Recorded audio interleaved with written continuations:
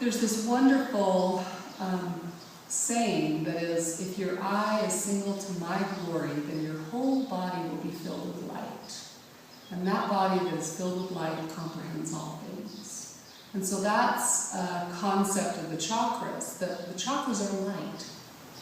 And so I started writing about them as I was going through my healing process coming through cancer. I wasn't sure if it was my time to go or not, or if it was my time to stay, and that was a whole other odyssey. But while I was doing that, this is one of those things that would have remained undone. So it's really one of the things I lived for, was to complete it. And so I took the individual mandalas and I made a deck of cards. And the deck of cards turned out like incredibly beautiful. It's channeled, you know. I would write it down and then read it. And I was reading something totally new. You know, it was really, it taught me a lot. And it's been really interesting. While I have been setting the images, these are images that I painted over 10 years ago, that when I put them in my computer and I started to layer them over each other to find out how the chakras worked in each other, they sort of came alive themselves and brought the information in. And it's very interesting. I have rheumatoid arthritis, but I've been symptom-free while I've been developing this chakra deck. It's so powerful. The healing power of the chakras to integrate you. And I knew I needed to do it now. I've come through all my treatments and things, and I knew it was part of reclaiming myself back into the physical world fully after going through the healing process again. So you'll find that you have those things that show up in your life and you just re-involute and each time you go through it, you become much better at working with it. As I was getting ready to teach about the chakras, I wanted to know how could I articulate fairly simple how to get the chakras to work as one stream of consciousness. I'd experienced it for myself, but that's one thing.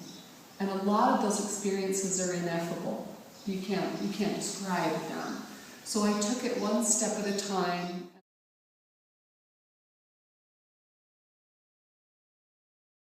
So basically the chakra deck works like this. You have, your introduction and a little instruction page of how you might want to use it. And then you have several things.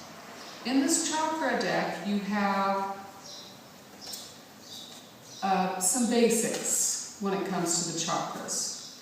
And those are the countenance cards. You have an inner and outer countenance, and they're also the Shiva and Shakti cards. Okay?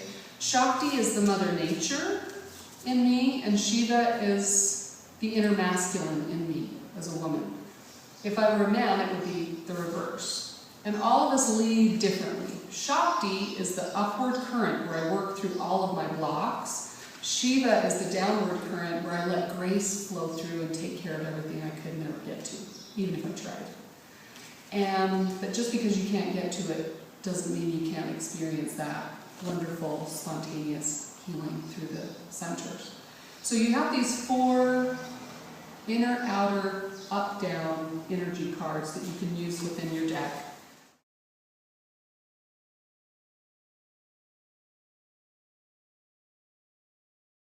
There's 7 chakras that bridge between my body and my mind, and they work pretty simply. If you have a basic understanding of the chakras, it'll sound very familiar to you. So, in addition to these basic cards that work how the energy moves inward and outward through my chakras, and the up-down current, what motivates movement through the centers. You have the 7 primary centers, so I've got my grounding, my emotional nature, my ego nature, my altruistic or my healing nature, my vibrational nature, my intuitive nature, and my divine nature.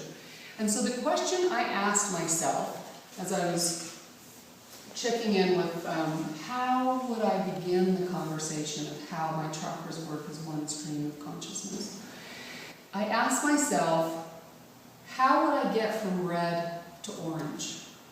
If I were to work through my survival issues and start to find more enjoyment in my life, sure, I've got this root center and I can learn about it, and I've taught much about it. And yes, I've got my emotional center. It's really hard for me to jump up from survival mode if I've never had money in my life, and I've never had the physical health I've wanted, and I've never had this and this. It's really hard for me to just jump up to the appreciation in my heart.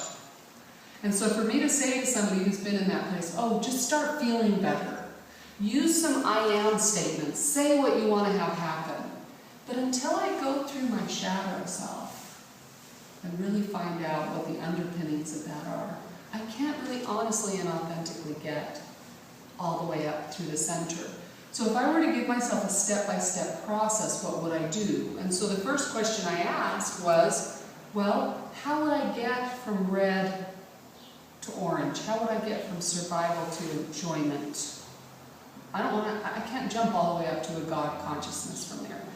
And so I asked myself, what would be the root of the root center? And what would be the crown of the root center? Because even though we see this as red, it has all 7 colors in it. And the 7 colors work very specifically, but because the molecules are moving at a certain wavelength and frequency, I see red. But they're all 7 colors here, and that's why we have all 7 chakras within each chakra. So for me to use my deck, if I'm going to start at my root, I can just go from my root into what is the base of my root chakra. I know that in my sexual chakra, the crown of my sexual chakra would be the power, and the root of it would be the grounding here. And both those things make me much more healthy, sexually, emotionally, being able to enjoy life, all of that stuff. But at the root, I had to say, the energy comes through the crown and it involutes back up through the root, and it comes from the crown and manifests all the way through the root. And so I just asked myself, how does life start? And life starts when you crown through your mother's root. That's the way we all begin. And so for me, that was like, there it is. And then we move from the crown down through the third eye, and down through the throat, down through the heart, down through the power. So how does my crown chakra work in my root center? Because that's the basics. How does my third eye work in my root center? How does my throat and communication work through my root center? Well, that would probably be my first word, right? Pre-verbal stage of life. How does my heart work through grounding? And this one right here is, well, I can go stand with my feet in the grass. And that's going to ground my heart and my root center. How does my power work through my root center? And how does my sacral center work through my root center? And there I have made it. I have made it. But I need all the chakras to get me from my root to my sacral center. Not just jumping from one place to the next. I need all of these different perspectives. So this is one way I could use my chakra deck. I could work step by step, moving from one chakra to the next. I could think about the mantra, which is my life is my message. I could visualize and meditate on the image of my throat in my root, okay? I could read the intention down at the bottom, and that could give me ideas for other healing. If I've gone through the certification program, I can open up my book to the throat in the root center. And in the throat and the root center, I've got all sorts of continuations of this intention. I've got an overview of what it is. I've got examples of it in life where I can see it, and I've got a little yoga practice for that one issue, that one space.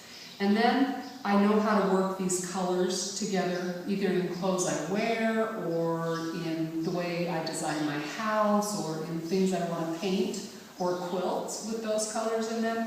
And I have 4 different therapies to help me understand this simple combination. The masculine and feminine in that combination. What it means in a woman and what it means in a man. The online program to be able to go to that and have that reference is an awesome reference. Even if you just did this, that's fine. But if you want to do more, there's more there. In the certification program, we teach you how to do one-on-one sessions with students or clients and help them work through chakra therapy sessions. And I offer those, I just barely opened up to new clients for that. I'll be taking new clients between now and the end of the summer, for just either on the phone or in person, where we can sit down. If you're long distance, you'll have your deck on your end, I'll have my deck on mine. We can pick a card and see how close we are to each other and work with those two issues. And that's another way you could use the deck. I might turn it over one morning, I'll just pull a card out and say this might be my intention for the day, and there it is. And that's what we've been doing in yoga classes here at Bodhi Yoga in the last little while since this deck has been up and running, is we'll just pull out a deck and dedicate our practice to that specific thing. So it's lovely. It's a lovely way to approach your yoga.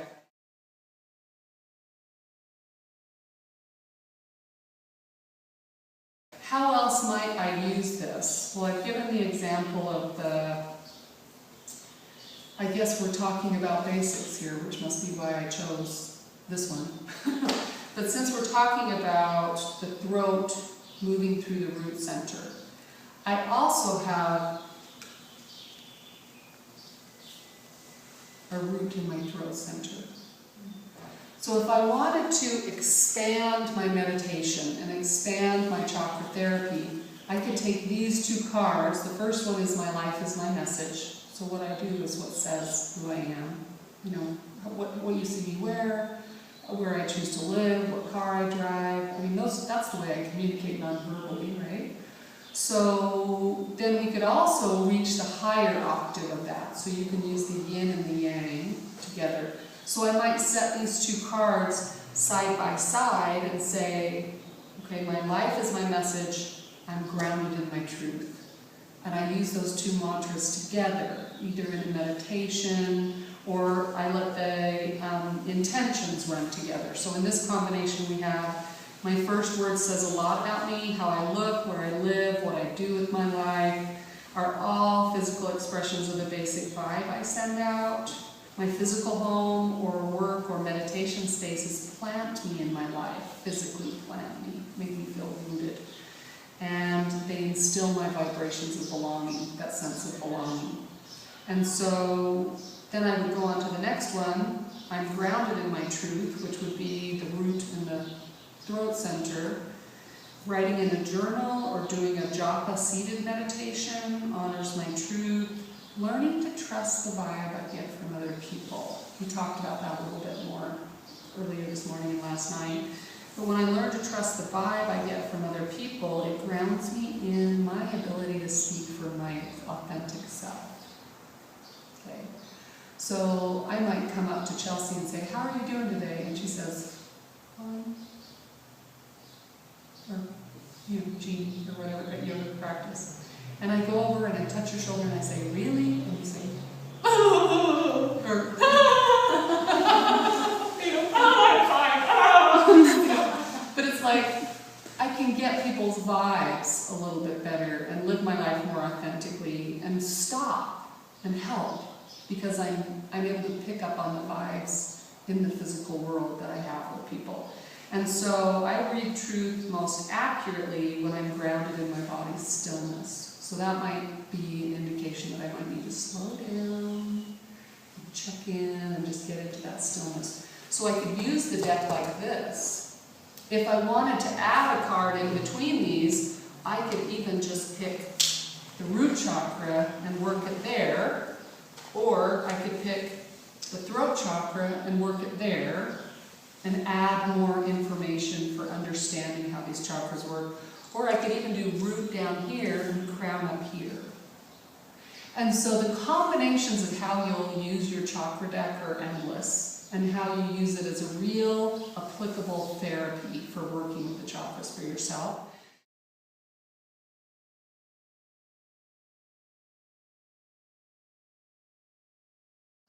Now, let's say I wanted to continue my work here with my throat in a more enlightened way. And I've already worked through a lot of the centers. Part of your chakra deck is 7 awakened centers.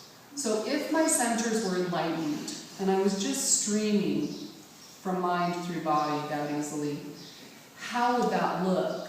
And so I could choose an awakened path, which is the awakened root center, and I could choose the awakened throat center, and I could use those on either side of those two, and work with the higher wisdom related to it. And how would I bring some grace down or some manifesting down through this combination?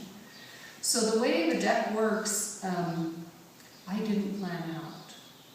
You know, all I did was ask, what would be the root of the root chakra? And then suddenly,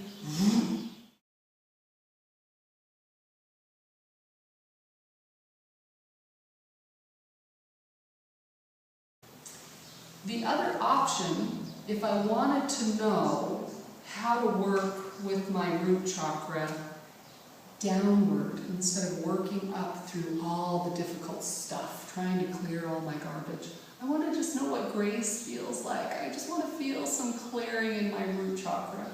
Then I would start with the awakened path here, and then I would take my root in my crown, I would take my root in my third eye, I'd take my root in my throat, my root in my heart, you get the picture. So my root in my sacral center, and then my root center.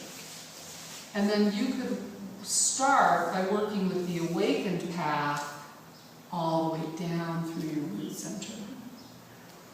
So again, I didn't think about any of that.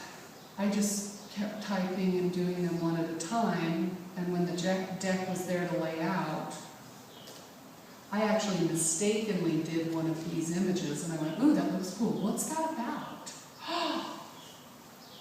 I think there's more to the deck. I think there need to be 7 awakened cards. And so the chakras have really taken me on the path, rather than me think about, okay, how could I make $1 million teaching you about chakras? You know, it's like it's not related to that. It's related to the individual healing you will have with your own centers. So you can work with that awakened path there as well. What do you think of that? Incredible. Isn't that wild? Yeah. Yes.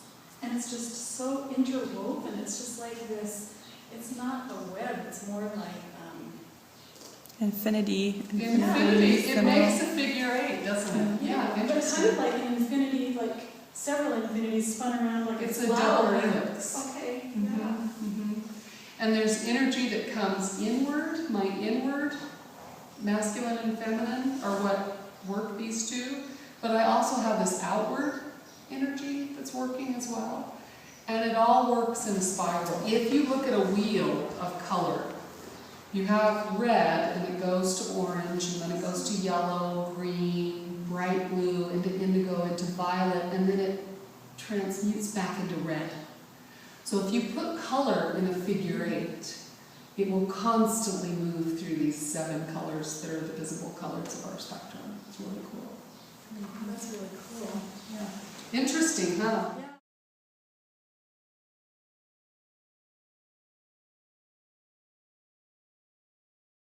And so that intuitive self, you know, can open up a little bit. When you start working with the chakras, you not only open up your intuitive self, but I open up how to use that in my physical life. I open up my intuitive sense of knowing the right person at the right time for me, sexually, emotionally, spiritually. You know, I get when I pick my battles, which is one of the cards here. I see into people's heart. You know, I speak what I intuit, and I can listen intuitively in the heart chakra, and then at the crown, it just happens to be on top here, of course. Namaste. The divine in me sees the divine in me. Okay? And so it's wonderful. It's wonderful, but it does make double helix. It does make this intricate infinity. The thing that surprised me when I finished writing the manual, I got through the 7 sacred centers here, the 7 chakras, mind and body, right there. I started with the root, the crown moving through the root, And I had no idea I would finish here, but the last one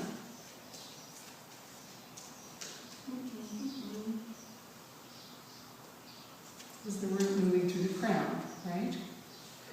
And so this one I wrote, we all have our physical beginnings crowning through the root. And this one is, my physical limits are blessings in disguise as I turn toward God's source, glimpsing beyond this life. When I learn to recognize the miracle of my life, I honor my body as a temple, a divine gift to evolve my soul into wisdom and create the legacies of my soul. So this one was, we all crown through our mother's root, and in the manual, this one is, when we let go of this life, we often have to be given a blessing to release us from our body, or something. We have to know everything's okay in the physical world, and then we'll let go. And so it's also a macrocosm of a life, a whole life here within the chakras. And there were three experiences I had while I was going through cancer treatment. I don't think you could call them near-death experiences because I didn't cross all the way out on my body. But I had 3 specific experiences that I talk about here in this training that opened up something in me that opened this up. What is that? Or did that involve even? You could lay them all out and look at the images and say, ooh, I gravitate to that image. And then work with that image in and of yourself. And then I do private sessions, so if you find one that you really are drawn to and you don't know why, and you want to read, do a reading together where we read your chakras, and then I give you therapies that you can do to help bring that into conversation. It's a great way to start that way too. So I'm here to kind of back you up as you want to start working with this. Or you can totally do it on your own, or you can do the online. You know, people who are members of the center can do the online training as well.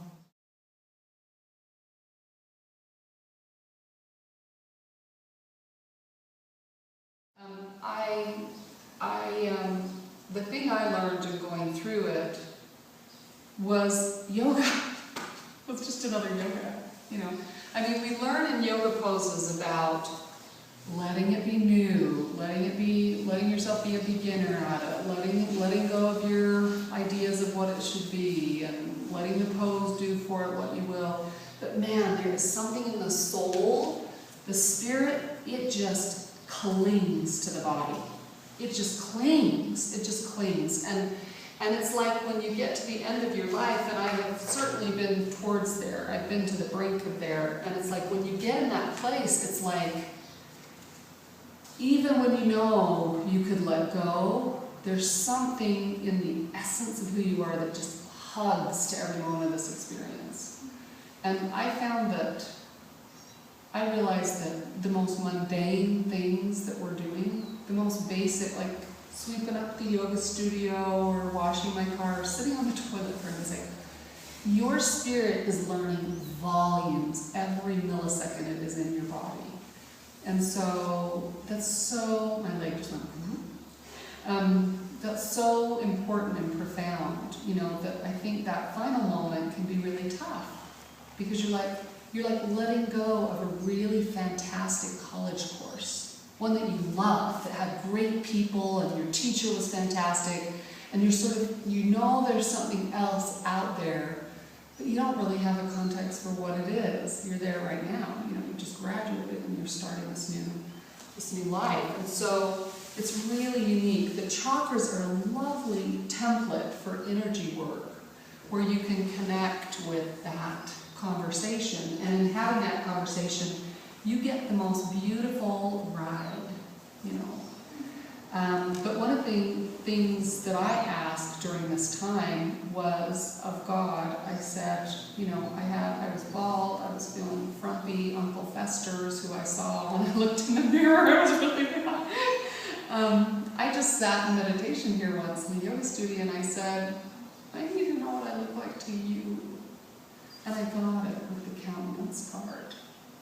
It's like that outer countenance that if we all knew that this is what we really look like spiritually, energetically, and for some of us there's spires of red that are shooting through it, and others there's green and indigo and violet, you know, We'd have a totally different self-worth if we had a visual in the form of a mandala that we have for like, what do I look like to God? What does God feel when He sees me? What does my source know me as? Or there's that beautiful song, Will I Know You in Heaven? Eric Clapton wrote about a son that died. And it's like, yeah, I'll recognize you because you look like this. My legs just kind of go,